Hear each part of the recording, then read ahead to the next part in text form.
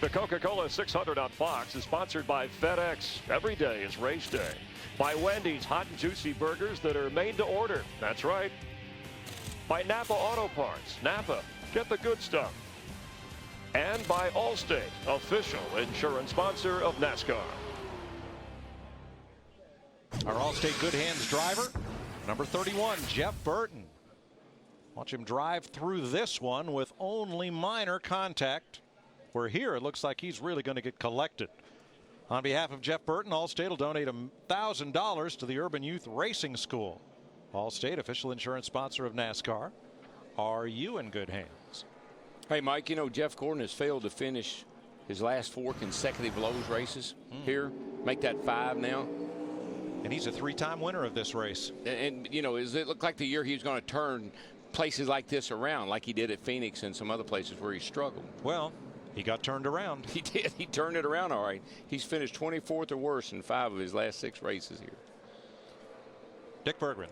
With A.J. Allmendinger, who has just come out of the care center, how wild was it out there?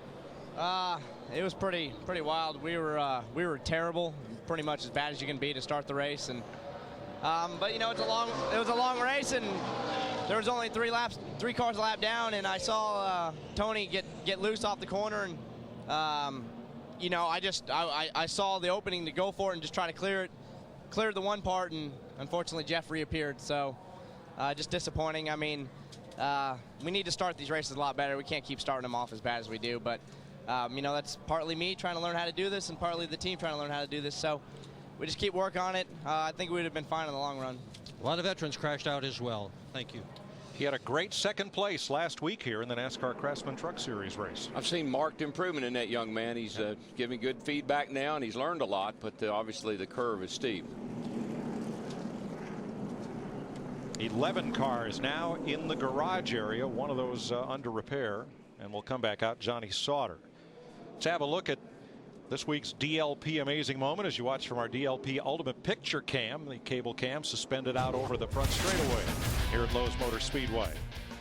May 2005, Jimmy Johnson passes Bobby Labonte on the final lap.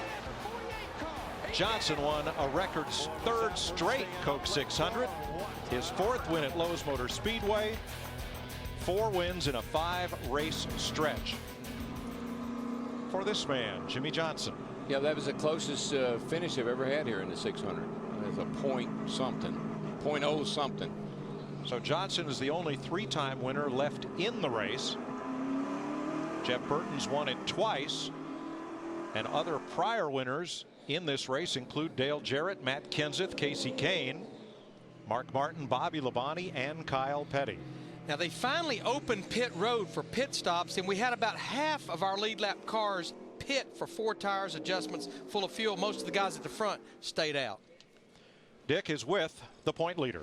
And the point leader wants to get a look at what happened to him out there. We are glad you were in good shape. How hard a hit was that? It wasn't really that hard. I didn't, you know, the car got up in the air really good. I knew that. I was seeing the racetrack, but the 96 just got loose. I tried to go underneath him. He clipped me and turned me in the grass and just, you know, went right in the outside wall, and then the car got airborne. You know, I mean, the 84 hit me right at the time I hit the wall. That's what's sending it up in the air like that. So spectacular wreck, unfortunately, because, man, what an awesome race car we had. I was so proud of Steve Letarte and these guys, and you know, when we bring race cars to a track like that, it just makes me have a whole lot of fun. And I was having a blast out there, and I hate we're out of it, but I'm okay. And say hi to Ingrid at home, because I know she's probably a little nervous right now, but I'll be home soon. You used to have such a love affair with this place. Poles all the time, win all the time, lead so many laps. This is 5 in a row. What's it going to take for you to fall in love again? Well, I was falling in love today. I tell you what, when the cars are driving like that, you drive from 32nd up to top 5 the way we did. I was liking it, you know, but we got to have everything go our way. We've been having so many good things go our way. You know, I hate that because of the points, but as good as this race team is, we'll fight our way back and get back up there and have some more good runs and hopefully come back here in the fall and show what we're capable of. Terrific. Thank you. We'll see you in Dover. It's been a busy day for Dr. Jerry Petty and all of his staff that man the infield care center here at Lowe's Motor Speedway. Over 10 cars in the garage or under repair.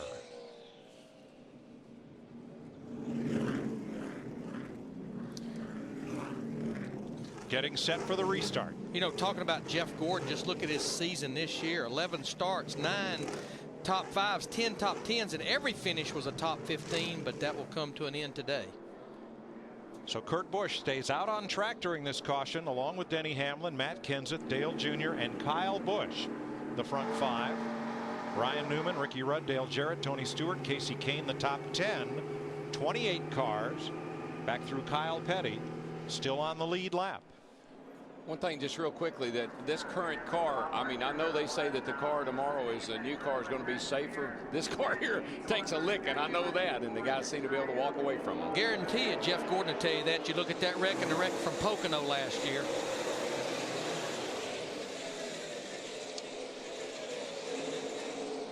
Mike, our top 11 cars right now, all the way back to David Reagan in the 6th, who started at the rear of the field because of an engine change. All the top 11 stayed out under that caution.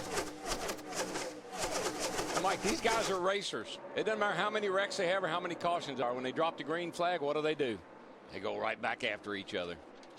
You see that 5 car right there, Kyle Busch. Now, he qualified back in the 17th position, but I want to give a call to him and to Alan Gustafson and that crew. He hit the wall at the beginning of the final practice. They elected to repair that car. He didn't see a final practice, and here he's already up into the top 5.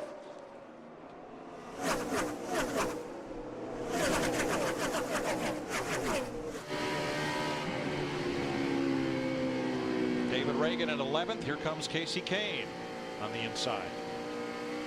Casey got a little damage in one of those earlier wrecks, but it's all to the rear, and I think they've got him patched up pretty good. Actually, part of the rear bumper face is gone, and that's not a bad thing.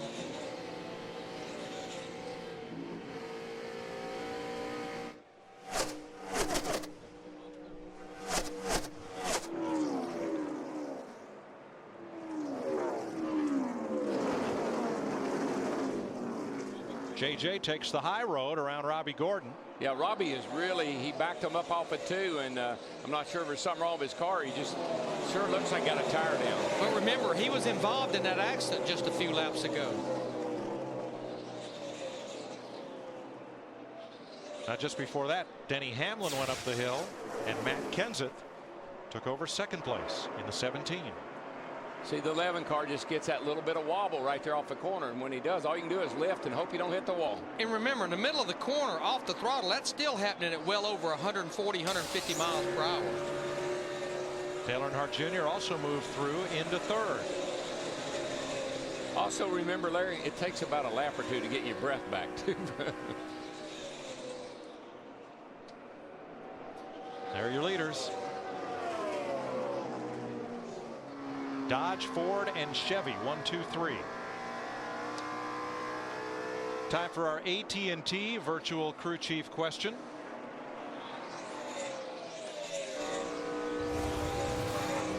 Will Jimmy Johnson close in on Bobby Allison and Darrell Waltrip for most wins at this speedway tonight? Yes or no? To answer, text the word crew to 191 on your AT&T wireless phone. The new AT&T, your world delivered.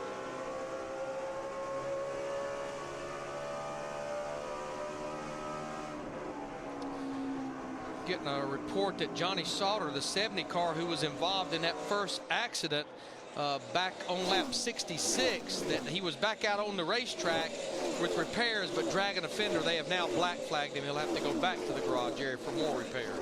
Pretty sure we'll see a few debris cautions as we go along here, because these guys have got these things taped together now.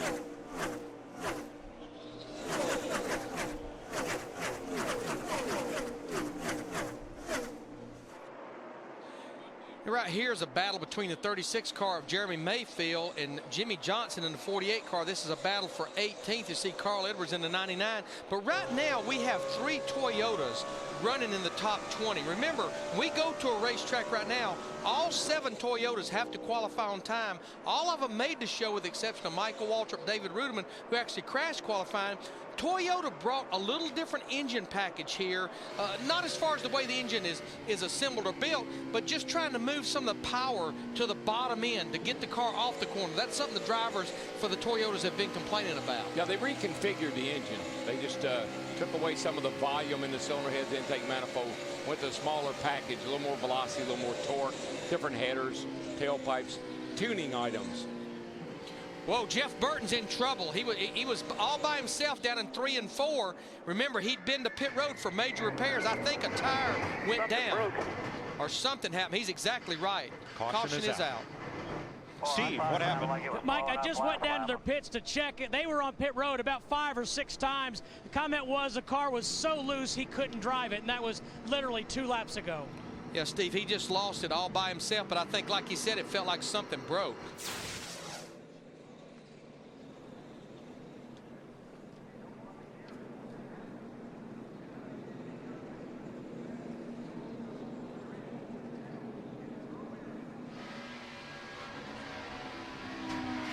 Yeah, you sound like a tire. I believe he lost the tire going in there.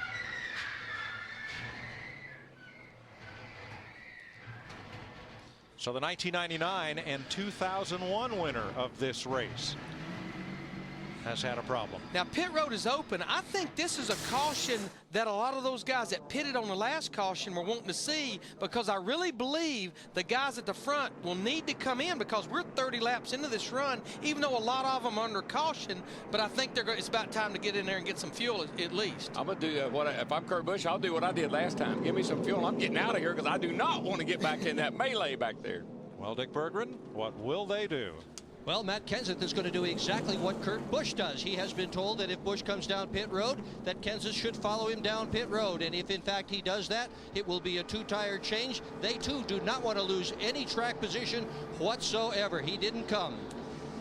But you see Dale Earnhardt Jr., Denny Hamlin, Ryan Newman, again, a lot of those guys that did not pit under the last caution, with the exception of Kurt Busch and Matt Kenseth, they did hit pit road. Steve. Mike, just 2 tires for Dale Earnhardt Jr. this time. They're going to put 1 pound of air in that right rear tire, but 2 tires. Matt. Chassis adjustment for Denny Hamlin, down a half a turn on the track bar. It's going to top him off of fuel, 6.3 seconds. Krista?